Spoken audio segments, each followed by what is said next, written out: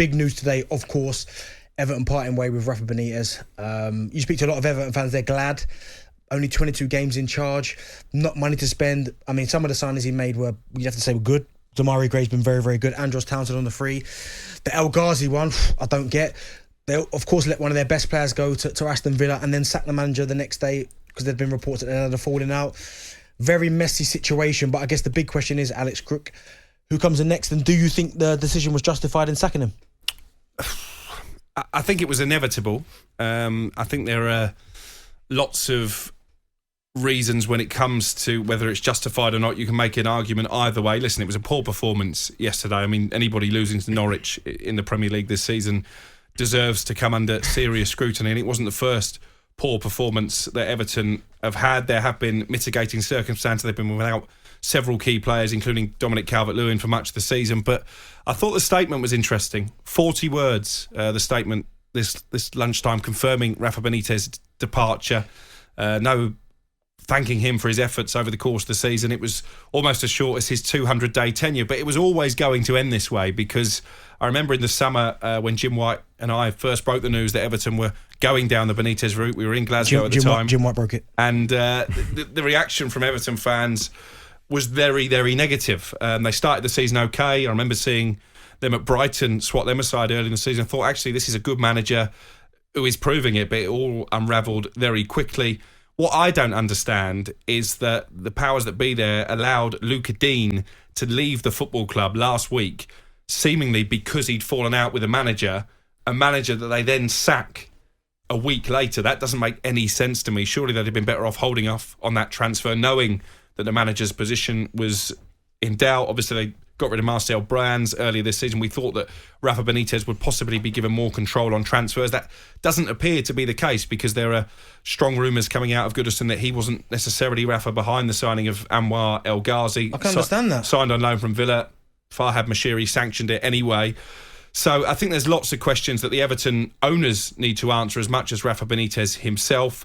They allowed him carte blanche to get rid of several senior staff members behind the scenes. Again, then they sack him a few weeks later. So it doesn't make any sense. And ultimately, they spent the best part of £500 million, Everton. That's the worst part. And some awful signings, and they've not kicked on. No. So the big question you ask, who is going to come in, is it a desirable job at this moment in time? Because most of the money has been spent. You can see that from their additions in January, largely free transfers. In the case of Damari Gray, a player who cost less than £2 million. El Ghazi on loan. He's been their best player, by the way. With an option to buy. So I don't think whoever comes in is going to be massively backed, because I think they've spent most of their money already. The two names that we're hearing at talkSPORT are that of Duncan Ferguson, which I think would be a very popular appointment, even if just on an interim basis until the end of the season, and Roberto Martinez, which would be a really interesting one given the nature of his departure from the club, and also the fact this is a World Cup year. Is Martinez going to jettison Belgium, one of the favourites when it comes to the European nations to win the World Cup, to go back to Everton? That is a question that maybe he will answer in the fullness of time. And Wayne Rooney, someone who I think has really enhanced his reputation at Derby, someone who I think would jump at the chance to go and manage his beloved Everton. I mean, surely he must want to get out of Derby at this moment in time. We might talk about their financial problems later in the programme as well. And someone who does have a bit of support, I'm told, from the corridors of power at Goodison Park. He isn't top of the list, but I think we can say he's on the list. Well, before I get to you, Daz, I mean, for me, I'd go Wayne Rooney all day. And I know a lot of people have made the kind of case that maybe a lack of experience. People keep trying to harper back to the Lampard situation at Chelsea. But you're looking at a guy, and I feel bad saying that, because, listen, I want Derby to do, I want them to stay up. And I think if he was to leave that football club, that's them automatically doomed, because he's doing all this with smoke and mirrors. Like, he's got no transfer budget. The administrators have given him no help whatsoever. They're selling anything that isn't bolted down. They've just sold a player, Graham Shinney, to Wigan for £30,000. How many players do you sign these days for that kind of money? Exactly. It's embarrassing. And they've lost Phil Jagielka as well to Stoke. He was one of their most important players. So I think you would probably pay him to leave. But if you want to get that connection back, because they've had Ancelotti, the superstar manager, it didn't work. They've had Rafa Benitez, who, listen, he's got pedigree in this league. He's won some of the biggest trophies out there. That's not worked. It's only been 22 games. If you want someone who loves the club, feels what the fans are feeling, is an Everton fan. Do you know what I mean? He's been at the club before. He's on the rise. His stock's as high as it's ever been as a manager. Yep. I would go no further than Wayne Rooney. I really wouldn't. Yeah, I totally agree. Firstly, you've got to question what is actually going on at Everton Football Club, because it's not a poor squad. It doesn't on paper. It's not a great squad. On paper, it doesn't look like a poor squad, but they are going to be dragged into a relegation fight unless they get this appointment right. Whether it's an interim, like you said, Duncan Ferguson, who will sort the players out. There'll be no one shirking anything when he's in charge. But for me, I agree with you, Daz. I would go for Wayne Rooney right now. Now, if in terms of Wayne himself, whether he wants to leave or not, I think you strike while the iron's hot. Of course, he has got a fantastic reputation from what he's shown at Derby and how he's handled the whole situation. If he was to be offered, or talks were ongoing about the summer, and then they start losing games and picking up poor performance, they do go down. There'll be question marks that we never saved Derby, even though it's a mammoth job. So I think while his reputation is like it is now, and if it was anyone else in the Premier League, apart from the top clubs, I don't think Wayne would leave. But Everton, as you said, his boyhood club, he's a supporter. He'll want to go and sort that mess out. Go for Wayne Rooney now. Do you know what they should have done a long time ago, Everton? They should have rehired David Moyes.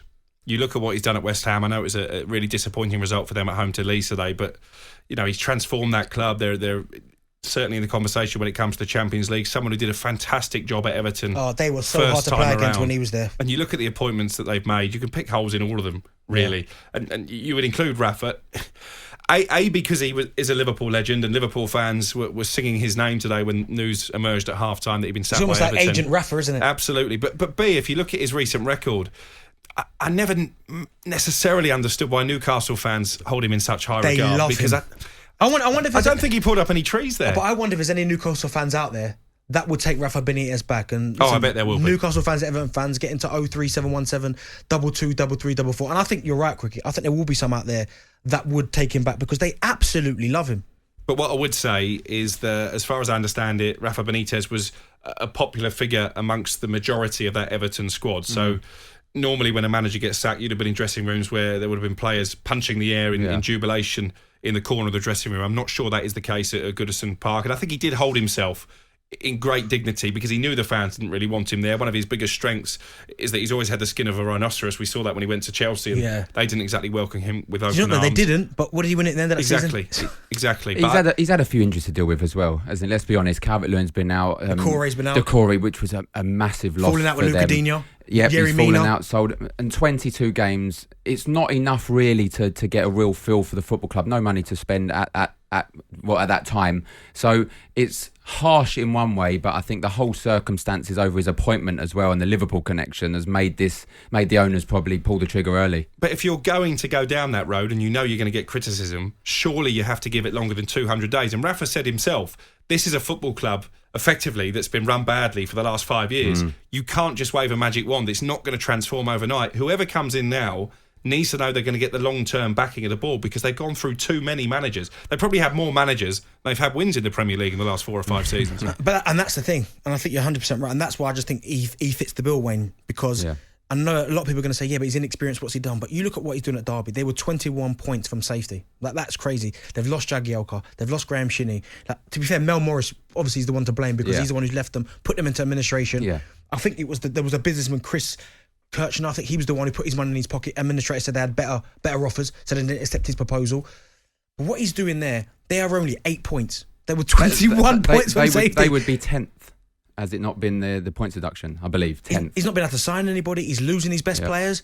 I mean, as I said, Everton fans, I mean, who realistically would you want to see in charge? I can get the Duncan Ferguson because he's an Everton legend. I fully understand that. But who else is going to want to take that job at such short notice with what's going on there? But even he was getting stick from the away end at Carrow Road just now. I don't know if you've seen the video. Very unsavoury. And that's the first job. Whoever comes in has to unite what is a divided club on and off the pitch. The fans are really anti. They were singing "Sack the Owners" yesterday. So I think in that respect, somebody like Duncan Ferguson or Wayne Rooney would be a galvanising appointment. I'm not totally convinced that Martinez would be. I think there would be a divide if he came back. I do like Martinez and I like the football he plays, but I think right now, and it's important, there needs to be that kind of bridge between the supporters and the players on the pitch and the management. You can't have I get it, Ancelotti, when you've got a manager of that calibre that's coming to your football club, you can't help but be invested in thinking we're going to go. And he got off to a good start, by the way, Ancelotti. Rafa got off to a really good start at the start of the season. But as you said there earlier, Daz, he lost Calvert-Lewin, he lost key injuries at the worst times. And he only got to spend 1.7 million. I mean, I don't know who sanctioned the El Ghazi one. That, to me, makes no sense. No. I don't get it, because surely they need other areas. Well, there's rumours as well, Crookie, that Rafa didn't want El Ghazi and it come from higher up. So when that happens, normally you would start asking questions, how long is the manager going to last? 22 games. It's not long enough. But don't hire someone into... We've seen with Manchester United. For me, that's not working. An interim manager till the end of the season. That doesn't work.